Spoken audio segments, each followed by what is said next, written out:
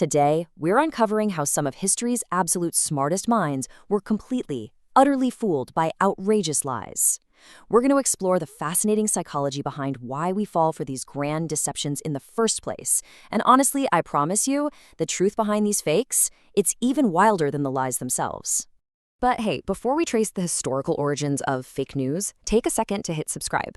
And let me know down in the comments, have you ever fallen for a deepfake? Maybe a photoshopped image or one of those staged viral videos? Because, it's incredibly easy to think that getting tricked is just some modern internet problem. But the truth? Human beings have been getting tricked by absolute absurdity way, way before we had digital technology.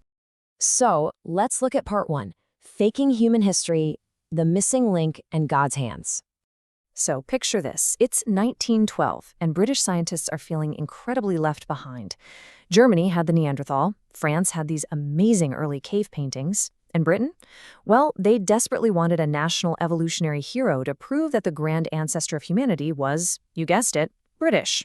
So when this amateur collector, Charles Dawson, presented the Piltdown man, which boasted this large human brain case but primitive ape-like teeth, scientists were literally thrilled. I mean, it was exactly what they wanted to see, right?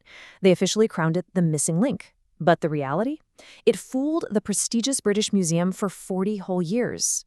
It wasn't until 1953 that chemical tests by Kenneth Oakley's team revealed this just humiliating truth. It was literally a medieval human skull, just mashed together with a modern orangutan jaw.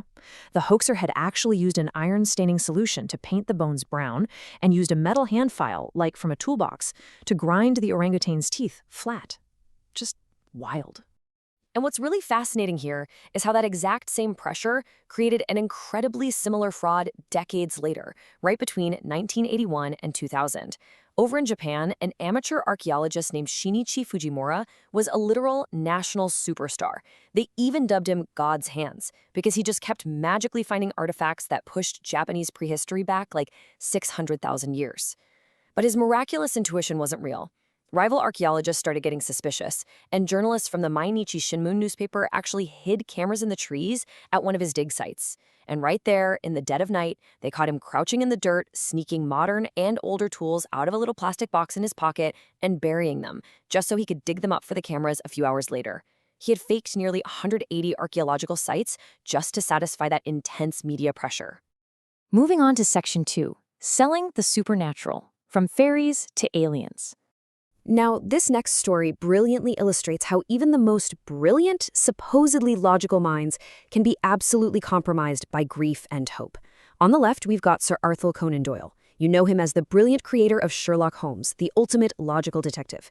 Yet Doyle became deeply obsessed with spiritualism after tragically losing his son and brother in World War I. Now, on the right side, we've got the real truth behind the famous 1917 Cottingley fairy photographs. So 16-year-old Elsie Wright and 10-year-old Frances Griffiths took these photos of supposed fairies down by a stream. How'd they pull it off? They literally just painted paper cutouts based on a children's book and stuck them into the mud using long hat pins. And the funny part is, they only did it to make up an excuse for coming home with muddy shoes. But astonishingly, Conan Doyle ignored the direct warnings from Kodak's photographic experts and published this massive article in the Strand magazine, declaring these little paper cutouts as 100% authentic proof of the supernatural. And look, this intense desire for the supernatural extends straight into modern times. Take the infamous 1995 Fox Network Alien Autopsy broadcast. That thing reeled in 11 million viewers. Ray Santilli claimed he had secret, vintage 1947 16mm footage from the Roswell crash. But when he finally confessed in 2006, the actual mechanics of it were just hilariously low budget. Check this out. Step 1, his buddy John Humphreys sculpted a latex rubber frame. Step 2, for the aliens' internal organs, they literally drove down to a local London butcher shop and bought sheep brains, pig intestines, and chicken livers. Step 3, they mixed raspberry jam with dye to use as alien blood. And Step 4, they intentionally damaged the film and shot it out of focus to make it look convincingly vintage. Guys, millions of dollars were made from cheap rubber and butcher shop leftovers. Which brings us to Section 3, money, machines, and media. Okay, Just consider the sheer logistical effort behind the Cardiff Giant. Back in 1869, an outspoken atheist named George Hull got into this super petty argument with a preacher about biblical giants. So to spite the preacher and, make a fortune on the side, Hull spent $2,600. Now that was a massive sum of money back then. He bought a 5-ton block of Iowa gypsum, secretly carved a 10-foot naked man in Chicago, hammered the stone with actual knitting needles to simulate human skin pores, washed it in acid to make it look ancient, and then secretly buried it on his cousin William Newell's farm in New York. Naturally, a year later, they just so happened to discover it while digging a well. They immediately set up a tent, charged 50 cents a ticket, and raked in $20,000 in a matter of weeks, all by capitalizing on people's deep religious beliefs. But wait, the story gets even better. The legendary circus showman P.T. Barnum saw this massive cash cow and offered $50,000 to buy the giant. When Hull refused, Barnum hilariously just hired his own sculptor to make a fake of the fake. Barnum then put his fake giant on display in New York, aggressively advertising that his was the real original and Hull's was a total fraud. So now you had two giant stone men drawing massive crowds in two separate cities, with both owners calling each other's giant a fake. And the absolute craziest part? Even after Yale paleontologist Othniel C. Marsh proved it was a hoax, literally pointing out that soft gypsum would have dissolved into slush in that wet New York soil, people still kept paying to see both fakes. They just wanted the spectacle. And speaking of highly profitable spectacles, we have to talk about the Turk from 1770. Hungarian inventor Wolfgang von Kempelen amazed the whole world with this wooden mechanical automaton that could actually defeat human opponents at chess. I mean, it dazzled Maria Theresa, Benjamin Franklin, and even Napoleon Bonaparte.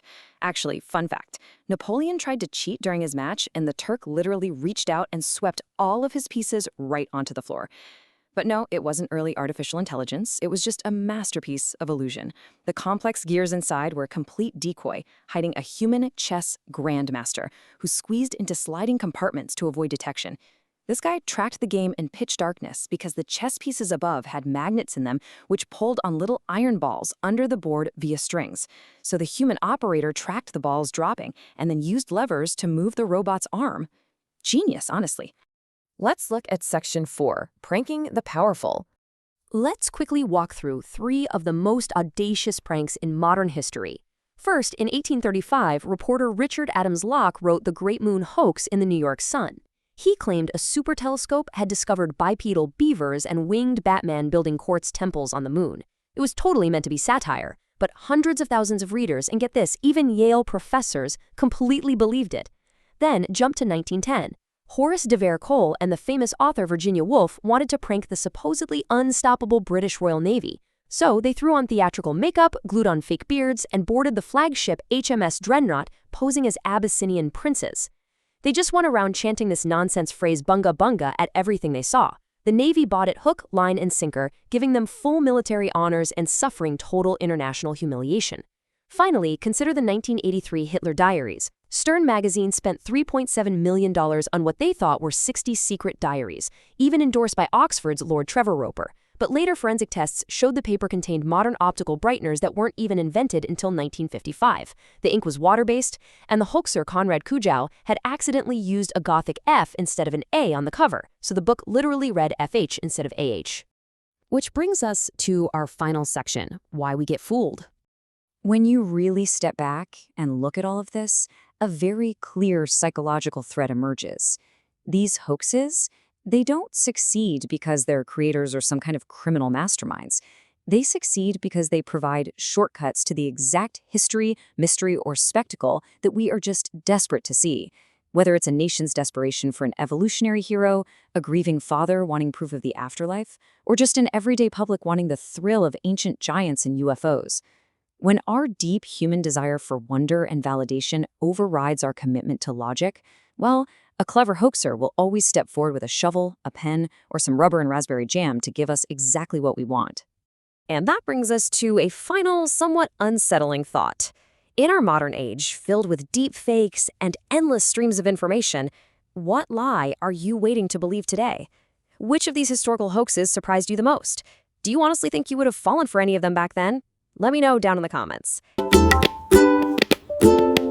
Please like and subscribe.